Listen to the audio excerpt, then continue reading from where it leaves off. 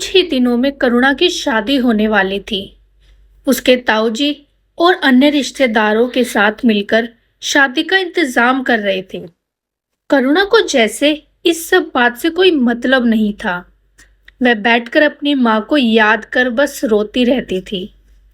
शादी से दिन पहले शोभा भी आ गई। शोभा को देखकर करुणा की कुछ आस बंधी। यहाँ तो सब उसे पराई की नजर आ रहे थे। इसी कारण शोभा को करुणा की ताई जी पसंद नहीं करती थी, लेकिन बड़े घर की बेटी थी, इसीलिए कुछ बोल नहीं पाती थी। शोभा ने आकर शादी की सभी तैयारियां का जायजा लिया। जहां भी उसे कमी नजर आई, उसने अपने हिसाब से सब ठीक कराया। शोभा शहर से रुपए और जेवर लेकर आई थी। उसने जेवर करुणा को दिए तो करुणा बोल पड़ी, बहन, इसकी क्या जरूरत थी? तू आ गई ना, बस मेरी शादी में यही काफी है। शोभा ने उसे समझाते हुए कहा, देख, मैं तो कुछ भी कर रही हूँ तेरी भलाई के लिए। ये पैसे और जेवर तू अपने पास रख ले, किसी को बताना मत। जीवन में कहीं भी फंस जाए तो ये रुपए और जेवर तेरे काम आएंगे। और हाँ, मेरा फोन नंबर हमेशा संभाल कर रखना। वैसे मैं तेरे ससुराल भी आऊंगी, कभी तुझे मेरी जरूरत पड़े तो फोन करना। ये सब सुनकर करुणा की आंखों से आंसू बह रहे थे। वो बोली, बहन, तू मेरे बचपन की सहेली है, फिर भी तूने एक बहन से बढ़कर मेरे लिए किया है। यहाँ जितने लोग हैं वे किसी न किसी कारण से मेरे साथ लगे हैं। कोई मकान हड़पना चाहता है, कोई मुझसे अपना पीछा छुड़वाना चाहता है।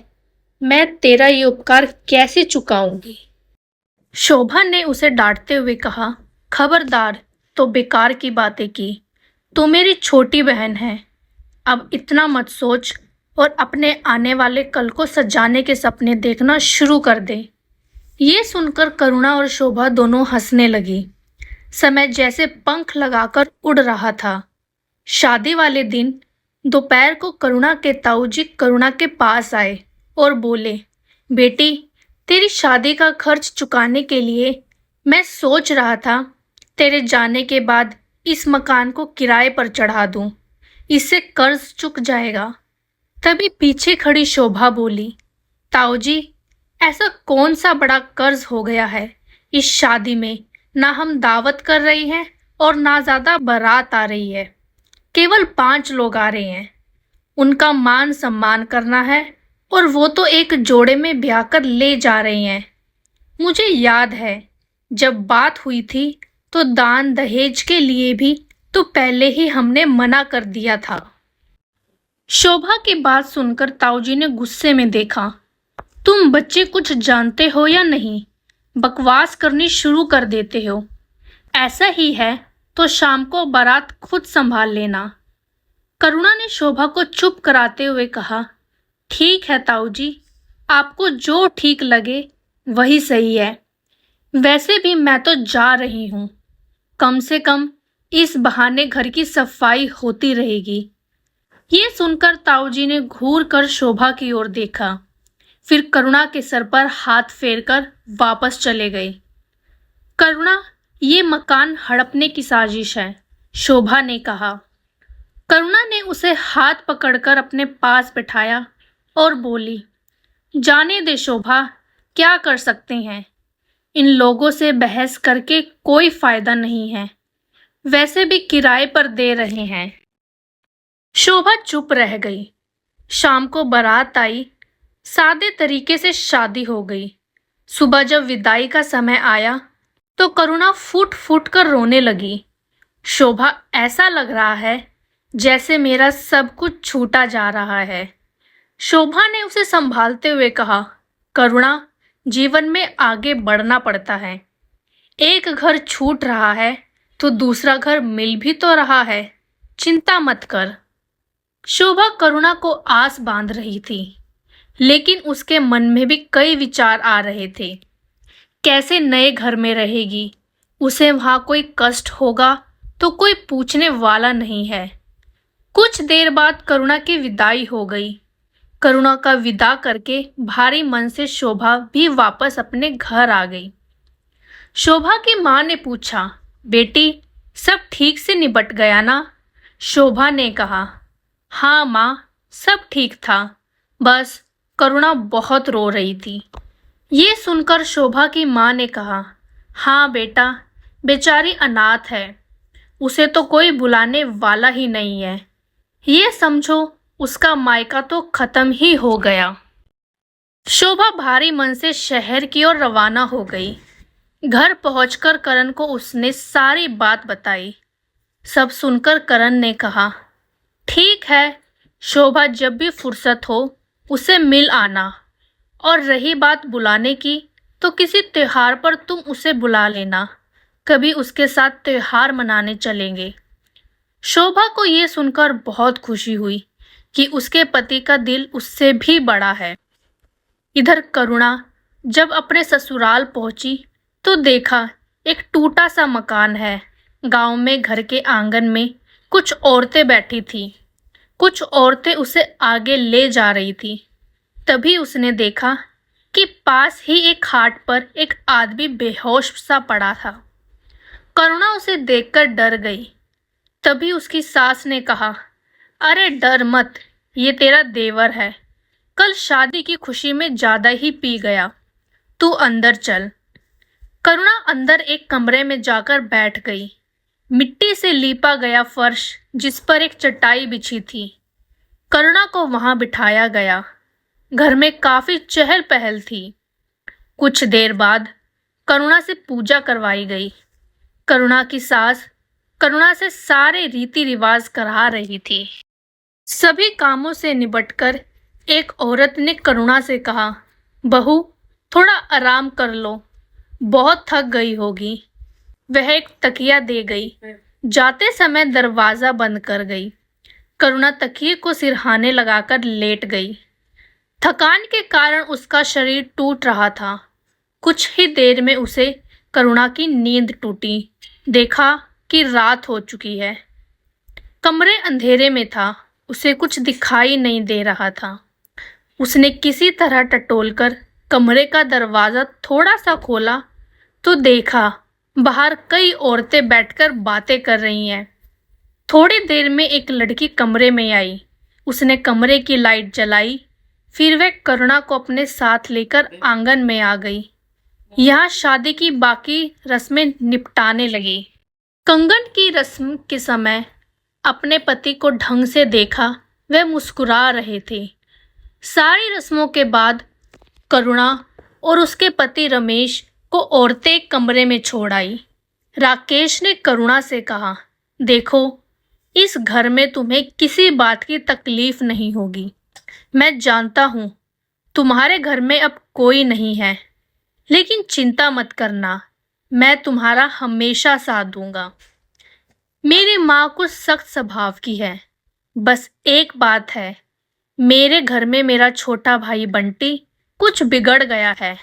माँ के लाड प्यार ने उसे बिगाड़ दिया है। मैं कोशिश कर रहा हूँ कि वह कहीं काम पर लग जाए तो उसकी भी शादी कर दे। करुणा सब कुछ सुन रही थी। उसे अब कुछ सुकून मिल रहा था। करुणा को ससुराल आए पूरा 1 महीना हो गया था। इस बीच एक बार भी उसके ताई या ताऊजी ने उसकी खबर नहीं ली कि बेटी को एक बार घर बुला ले। शोभा का हर तीसरे या चौथे दिन फोन आ जाता था।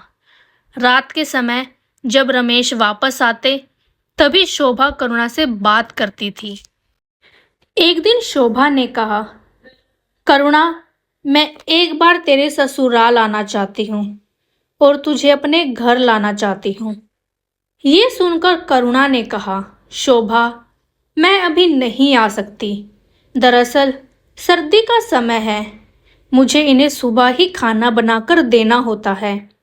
मेरी सास से ज़्यादा काम नहीं होता। गर्मियों में मैं तुझसे मिलने ज़रूर आऊँगी। धीरे धीरे समय बीत रहा था। इधर शोभा और उसके पति करण ने अपने घर के पास ही एक जगह ज़मीन ले ली। उस ज़मीन पर वे एक बड़ा सा हॉस्पिटल बना रहे थे। शोभा और करण काम में इतना बिजी हो गए कि उन्हें करुणा का ध्यान ही नहीं रहा।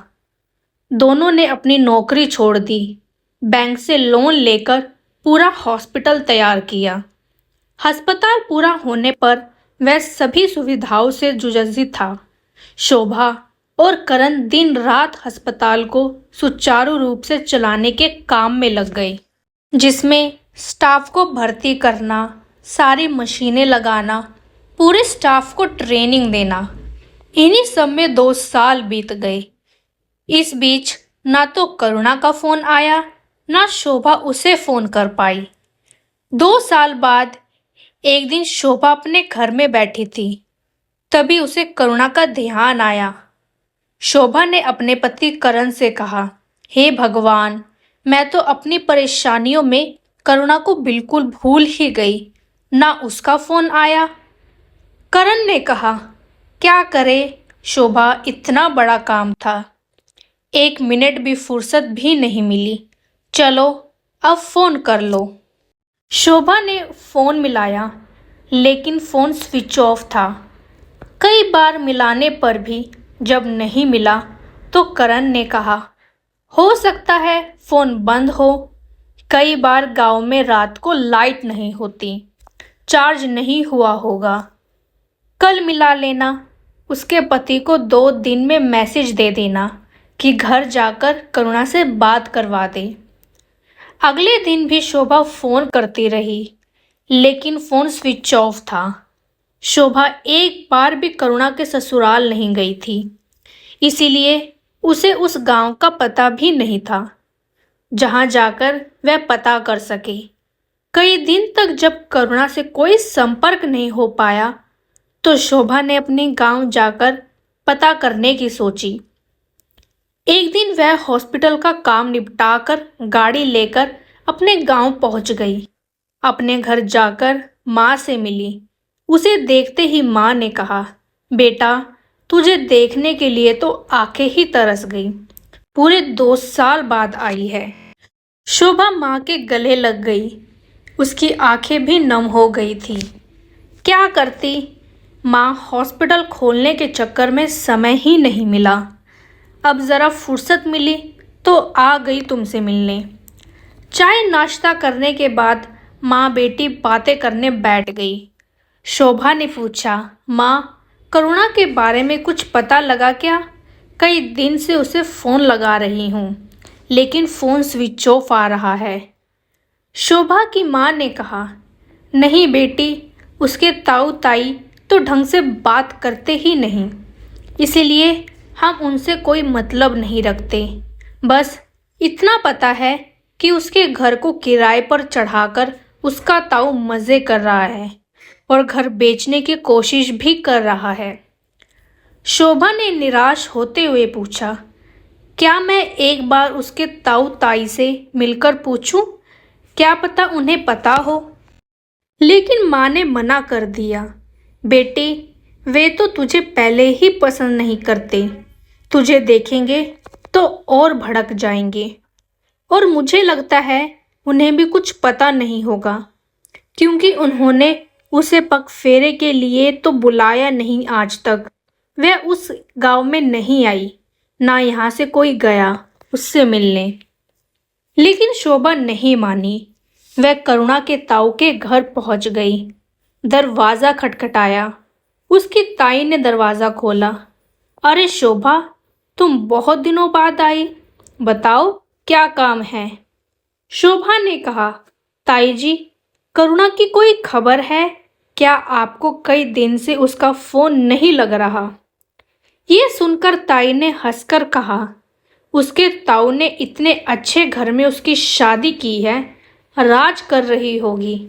जब वो हमें याद नहीं करती तो हमें उसकी क्या ज़रूरत है? एक बार भी अपने पति के साथ हमसे मिलने नहीं आई। ये सुनकर शोभा उदास हो जाती है। फिर वह पूछती है, ताई जी, आप मुझे बस उसके गांव का नाम बता दीजिए, मैं ढूंढ लूंगी। इस पर मुंह बनाते हुए ताई ने कहा, बेटी, मुझे तो पता नहीं, तेरे ताऊ शहर गए हैं। करुणा की ताई ने टाल दिया, और शोभा निराश होकर वापस आ गई।